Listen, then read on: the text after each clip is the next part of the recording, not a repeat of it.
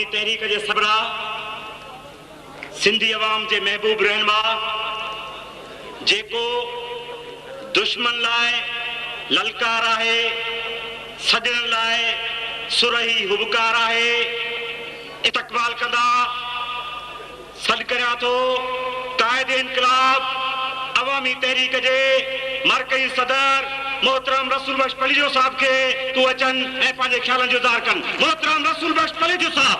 नारा लतीफ़ जिए जिए पलीजो, जिए जिए पलीजो, जिए जिए पलीजो।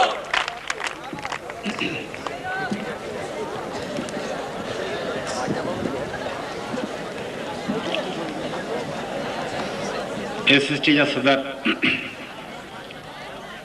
सरदार चांदियो, मुझा प्यारा दोस्त सैयद अली हैदर शाह, अदीब मुमताज़ स्टेज ते वेठल भावरो, भेनरूं, शागिर्दो, सहाफ़ियो, दोस्तो, भावरो, जी लतीफ़, जीअं सिंधी, जी असां सिंधियुनि जी सिंध, जी असांजी हक़ परस्त थो चए।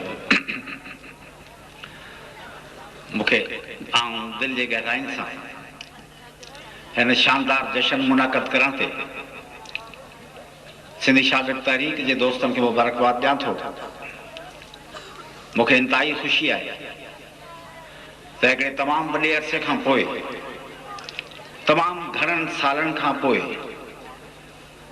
असांखे हीउ मौक़ो मिलियो आहे, घटि में घटि मूंखे, त लतीफ़ जो ॾींहुं जेको असीं तमामु घणा साल अॻे हर साल सिंध यूनिवर्सिटी में मल्हाईंदा हुआसीं, उहो ॾींहुं तमामु घणे अरसे खां पोइ, केतिरनि मार्शल लॉन जे अरसे गुज़रण खां पोइ अॼु वरी बि असीं सिंध यूनिवर्सिटी में मल्हाए रहिया आहियूं।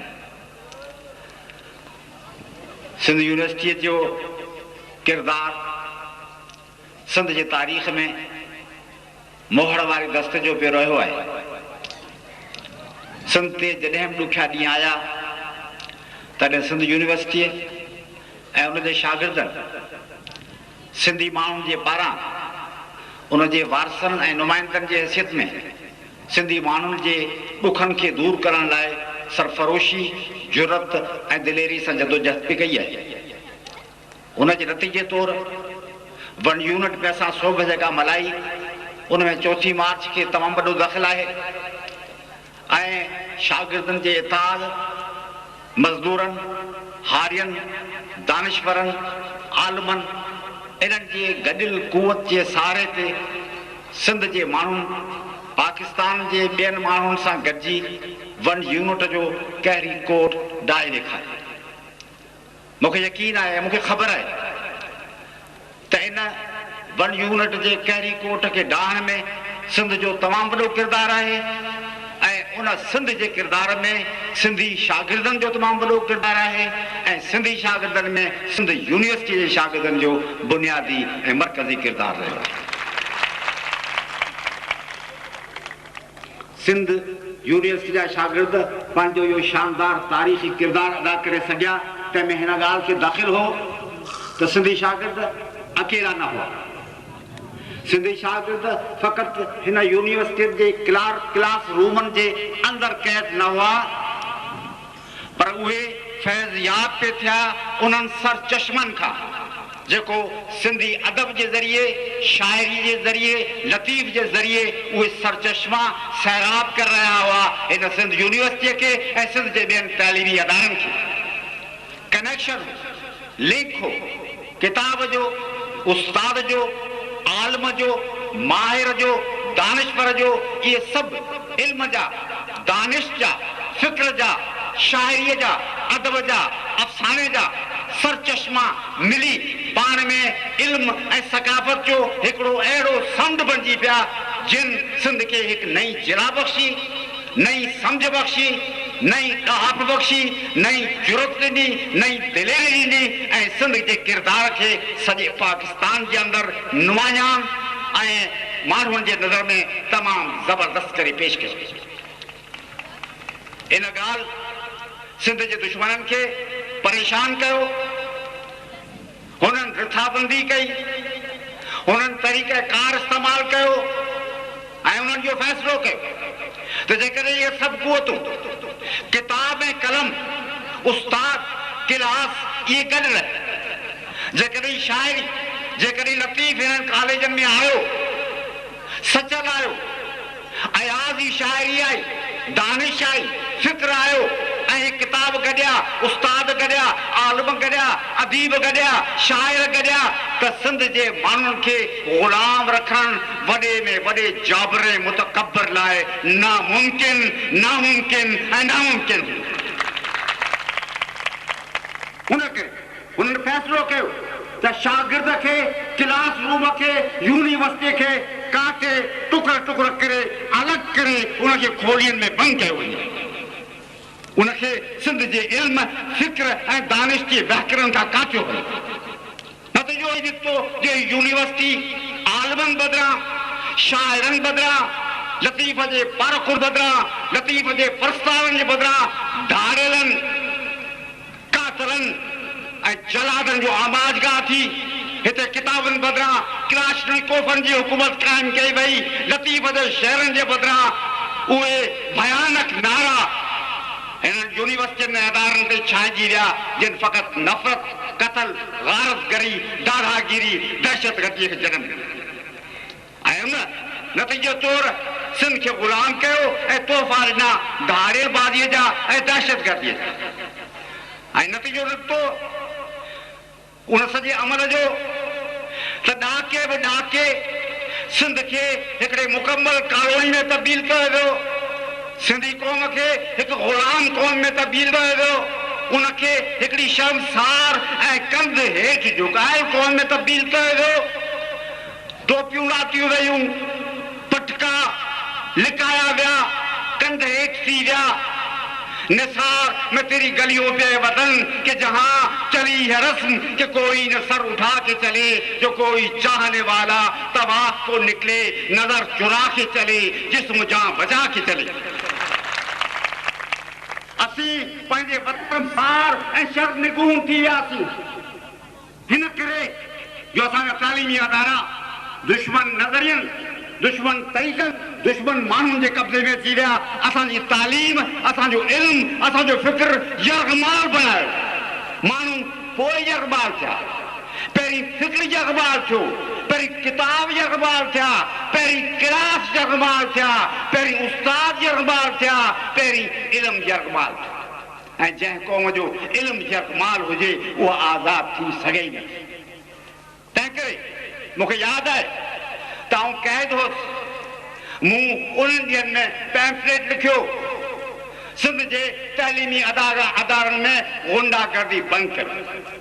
आउं क़ैद हुउसि, मूंखे ख़बर हुई त को माण्हू मूंखे शूट करे सघियो थे जुर्म में त आउं गुंडागर्दी जे ख़िलाफ़ हुउसि।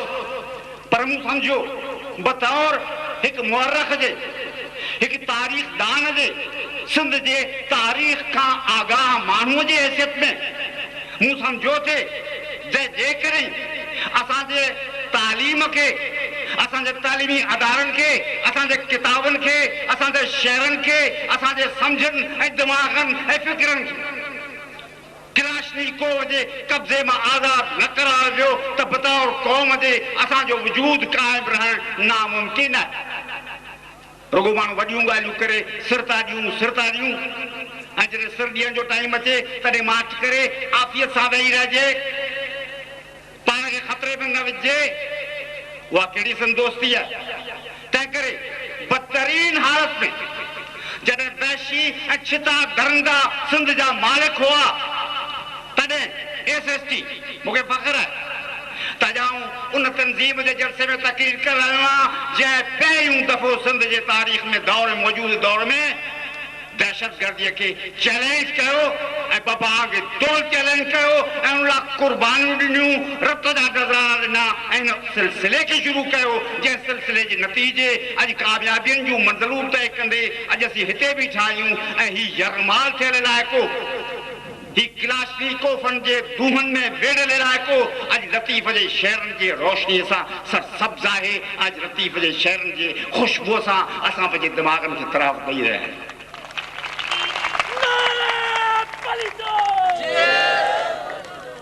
साथियों, अॼु असीं तारीख़ जे हिकिड़े नाज़ुक दौर ते आहियूं। अॼु मूंसां हिकिड़े सहाफ़ीअ इंटरव्यू कयो, मूंखे चई त तव्हां तमामु इंतिहा पसंद मौक़िफ़ वठो वेठा आहियो। हीउ मुल्क कीअं हलंदो जेकॾहिं तव्हां इंतिहा पसंदीअ तां हेठि लही हिन मुल्क में अमन अमान क़ाइमु न कंदा त पोइ हीउ मुल्क कीअं हलंदो? मूं चयो त तव्हां जंहिंखे इंतिहा पसंदी चओ था उहा असांजे वजूद जे बाइज़त वजूद जी तमामु हेठाई मंज़िल आहे। तव्हां इंतिहाई पसंदि चओ था हिनखे त असीं इहा जुर्त था करियूं त असीं तव्हांजे बराबरि आहियूं ऐं तव्हांजी इहा तौहीन आहे जो असीं चऊं त असीं माण्हू जेके घणाई में आहियूं, जेके हिन मुल्क जा वारिस आहियूं, जेके हिन मुल्क जी 5000 सालनि खां वठी हिफ़ाज़त करे रहिया आहियूं, उहे माण्हू पाण खे तव्हांजे बराबरि सम्झूं। इहा असांजी गुस्ताखी ऐं इंतिहा पसंदी आहे ऐं तंहिं करे असां हिन महकमा तां हेठि लहूं त किथे लहूं? पट ते ताईं वेहण था ॾियूं, खॾूं खोटियो त असीं उन में घिड़ी वञूं त पोइ असां तव्हांजे इंतिहा पसंदीअ जे इल्ज़ामनि खां बचूं। ॿी सूरत पट ते वेही उन साॻी धरतीअ ते असीं विहूं जिते तव्हीं वेठा आहियो। इहा त गुस्ताखी आहे, इहा त इंतिहा पसंदी।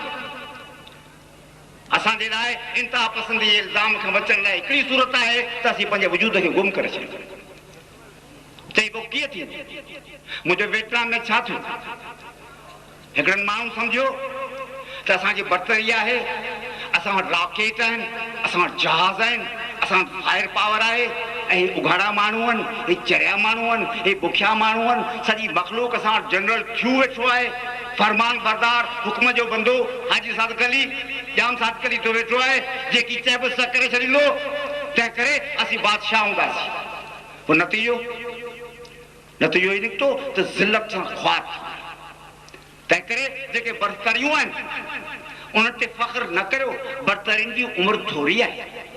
ठगी जी बरतरी, फ्रॉड जी बरतरी, हथियारनि जी बरतरी, इल्म जी बरतरी, ॼाण जी बरतरी, फितने फसाद जी बरतरी, चालाकी अयारी ऐं मकारी जी बरतरी, कूड़नि नारनि जी बरतरी, फरेबी गुमनाम करे स्मोक बॉम्ब्स विझी माण्हुनि खे गुमराह करण जी बरतरी। इहे सभु बरतरियूं आहिनि पर जी उमिरि थोरी। अॼु ॾिसो हिते माण्हुनि केॾा मकर कया, केॾा फ्रॉड कयूं, केॾा नारा हयूं, पाण वरी बि हिते बीठा आहियूं। पाण खे कढी छॾियूं। हिते कश्मीर ख़ान वेठो हो, अॼु तव्हां वरी हिते बीठा आहियो। अॼु दीप वेठो आहे, अॼु शेर वेठा आहिनि, अॼु हैदर शाह वेठो आहे, हैदर शाह खे वठी विया। ऐं सभिनी क़िस्मनि जो वकील होसि, विढ़ियासीं। जेके माण्हू विढ़िया जिन सज़ा कुर्बानी कई उहे बंदि करे छॾियो। जेके कूड़ करे सूरमा थिया, बोगस हुआ, उनखे त कुझु कोन कयो। जेके सचा बचा माण्हू हुआ त इहे बंदि करे छॾियूं। जिन जो हॾु कुरपियो थिए तिन खे नालो निशान गुम, हिकिड़ो केस, ॿियो केस, आऊं 10 साल गुम थी वियो। सॼो हैदर शाह 10 साल गुम थी वियो, हाणे आयो मूंखां पोइ आयो। ॿियो माण्हू हम आह भी करते हैं तो हो जाते हैं बदनाम, लोग कत्ल भी करते हैं तो चर्चा नहीं होता।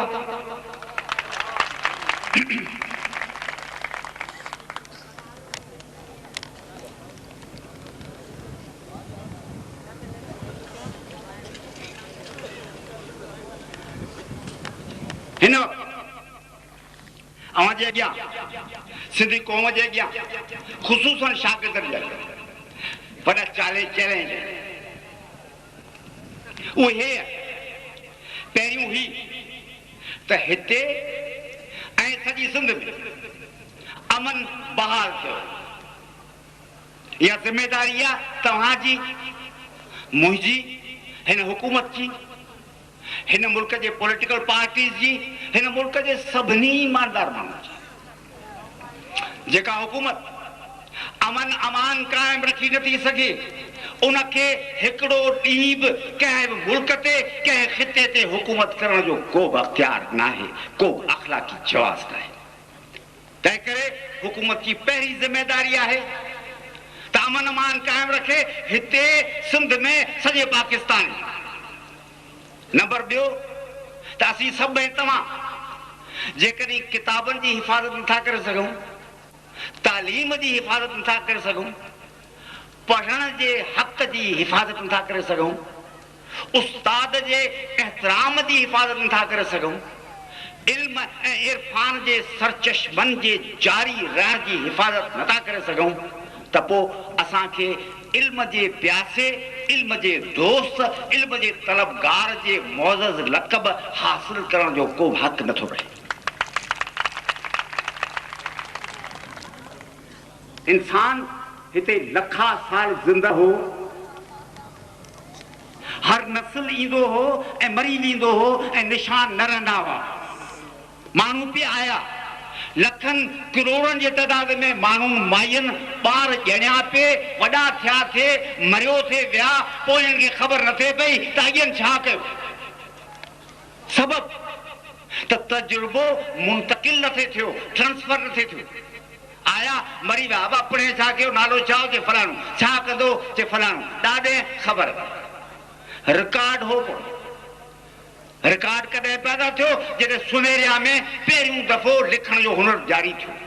सुमेरिया, मिस्र, बेलान ऐं पोइ ईरान, इन खिते में लिखण जो हुनर पैदा थियो, इल्म पैदा थियो। लिखण सां इल्म गॾु थियो, रिकॉर्ड थियो। जानवर ऐं अण सुधरियल इंसान ऐं सुधरियल ऐं मुहज़ब इंसान में हद फासिल इल्म ऐं लिखण आहे। भले केतिरियूं तरह मंगोल आया, रोज़ ज़मीन ते छांइजी विया, मंगोलनि वटि तहज़ीब हुई कान, इल्म कोन। मराठा सॼे हिंदुस्तान ते छांइजी विया अंग्रेज़नि खां अॻु में। तव्हांखे ख़बर आहे त हिन मुल्क ते मुस्लमाननि जा जानिशीन बणिजी विया मराठा। मुसीबत हुई, इल्म न, तहज़ीब न हुई, तंहिं करे उहो पंहिंजे कुवत खे दाइम रखी न सघिया। पंहिंजे मुल्क में जेका आज़ादी पाण पैदा करूं था, तंहिंजो अवलीन शर्त आहे इल्म, टेक्नोलॉजी। ऐं इल्म जी माना असां कहिड़ी वरिती आहे? इल्म जी माना डिग्रियूं ऐं इल्म जी माना शाइरी, बैत, पढ़ियल ॻढ़ियल माण्हू ऐं अला इल्म वारो माण्हू माना अदीब फ़क़ति। इहा ग़लति ॻाल्हि। आलिम माण्हूअ खे रुॻो अदीब थियणु न खपे। असां वटि सिंध में वॾी ट्रेजिडी आहे त माण्हू जेको पढ़े थो उहो फ़क़ति शाइर, अदीब, अफ़साने निगार या सहाफ़ी थियो, पर इल्म जूं सरहदूं वसी आहिनि। आलिम, मुअर्रिख़, अहले इल्म, समाजी उलूम जो माहिर ऐं टेक्नोलॉजिस्ट ऐं साइंसदान। असांखे अदब खपे, इल्म खपे, साइंस खपे, टेक्नोलॉजी खपे। सिंध खे ताक़तवर बनाइण, सिंध तक़रीबन 500 साल दुनिया जे ॿियनि एवरेज मुल्कनि खां पोइ थिए, अरगूननि सरखान जे दौर में ख़ासि करे। हिन वक़्तु असांजी जंग इल्म जी जेका असांखां दौलत खुरी वई आहे, असांजो इल्मी निज़ाम क़तल कयो वियो आहे, असांजे इल्मी निज़ाम खे दफ़न कयो वियो आहे। उहो इल्मी निज़ाम तमामु ॾुखनि सां, तकलीफ़ुनि सां, करतूतनि सां, अज़ाबनि सां असां पाई पाई करे गॾु कयो हो। असांजे माण्हुनि, डॉक्टर दाऊद फोटो, मिर्ज़ा कलीश बेग, ॿिया माण्हू हुआ, मोहम्मद हसन अली अफंदी ऐं ॿियनि माण्हुनि अलाए कहिड़नि तरीक़नि सां हे अदारा ठाहिया ऐं किताब ठाहिया ऐं पाण हेतिरा पढ़ियल माण्हू आहियूं। ऐं हिंदुस्तान में बॉम्बे में हुउसि, मूंखां पुछियो मुस्लमाननि खे मैथमेटिक्स ईंदी आहे? मुंहिंजो मुस्लमान साइंसदान आहिनि। चयो न कूड़ थो वरी। मुंहिंजो न अलाह जो कसम तव्हांखे ॾेखारियां, तव्हां खां साइंस में असीं तमामु घणो अॻिते आहियूं। भई जॾहिं मूं ॿुधायोमांव त असां रेडियो आहे, आर्टिस्ट, चई मुस्लिमनि खे एक्टिंग करण में ईंदी आहे छा? मुंहिंजो मुस्ला एक्टिंग में छा, मुस्ला वॾा एक्टरनि जा पीउ थी विया आहिनि। तव्हां हली ॾिसो त मुस्ला केतिरी एक्टिंग था कनि। हुनखे अख़बार न थिया आयो, हुनजो ख़्यालु त 1947 खां अॻु वारो ज़मानो हो, असीं उन ज़माने में रहूं था। मुस्लिमनि खे साइंस किथे ईंदी? मुस्लिमनि खे टेक्नोलॉजी किथे ईंदी? मुस्लिमनि खे अकुल किथे ईंदो? मुस्लमाननि खे हिसाब किताब ईंदो? छो त उन ज़माने में इहे वाक़ई हो। मैट्रिक पास कान थींदी हुई। तव्हांखे तसवर कोन्हे त असां लाइ इल्मु केतिरो ज़िंदगी ऐं मौत जो मसइलो हो। हे सभु जुरतूं, हे दौलतूं जेके वेस्ट खे मिलियूं आहिनि, किथां आयूं आहिनि? ही इल्म त ॾिनियूं आहिनि, साइंस त ॾिनियूं आहिनि, टेक्नोलॉजी त ॾिनियूं आहिनि। असीं त झंग जा जानवर हुआसीं हुते। असांजी कहिड़ी हालत? अॼु जेको पाण कंध खणी हलूं था, इहो इल्म जे बाहिस आहे। पंहिंजे ज़मीन को नओं फ़सुलु ॾियणु कोन शुरू कयो आहे, पंहिंजे दिमाग़नि नओं फ़सुलु ॾियणु शुरू कयो आहे। पंहिंजे दिलनि में रोशनी बि दिमाग़नि जे करे आई आहे। असां वटि सिंध में इल्म ऐं ॾाहप पैदा नथी थिए। असांखे इल्म जे इंटरनेशनल करंट जो ग्रिड स्टेशन बि अचे तंहिंसां कनेक्शन लॻाइणो आहे। सिंध में इल्म किथां आयो? सिंध जे सरज़मीन में जेनेटिकली असांखे वरसे में मखदूम हाशिम जा किताब मिलिया आहिनि फिके जे बारे में, कुतो खूह हिकिड़ी पैदा ॾोल घणा कढजनि त उहो पाणी पाक थिए। इल्मु इहो आहे न। इल्मु कहिड़ो सिंध में? लतीफ़ खे छॾियो, बाक़ी सिंध में कहिड़ो साइंसदान पैदा थियो, कहिड़ो टेक्नोलॉजिस्ट थियो, कहिड़ो मुरख पैदा थियो? मुरख थोड़ा। सिंध में इल्मु अजनबी शइ आहे। हीअ जिन्स हिते जी न आहे। हिते इल्म जो वण न थींदो आहे। इहे शयूं ॿाहिरां जूं इम्पोर्ट आहिनि। तंहिं करे कनेक्शन पंहिंजो थिए इटलीअ सां, जिते ट्रस्टी में प्रोफेसर अब्दुल सलाम नई फिजिक्स जी थियरी पियो डिस्कवर करे ऐं उनजा तजुर्बा थियनि। बर्कले सां, university of Berkeley, university of California या कैम्ब्रिज या ऑक्सफोर्ड या मॉस्को यूनिवर्सिटी, रूए ज़मीन ते इल्म ऐं साइंस ऐं टेक्नोलॉजी जी हिकिड़ी ग्रिड स्टेशन आहे। पाण खां काटे पिया आहिनि। पाण कश्मीर खाने जे हवाले आहियूं, नारनि जे हवाले आहियूं, भितियुनि ते चाकियुनि जे हवाले आहियूं। पाण कटिजी विया आहियूं। 20 साल हिननि पाण खे कटे छॾियो आहे। अचो त पंहिंजी कनेक्शन उन ग्रिड स्टेशन सां लॻायूं जितां रोशनियूं अचनि थियूं। ताक़त जो तवाज़न तब्दील पियो थी। मग़रब सिरके पियो, इल्मु हेॾां सिरके पियो।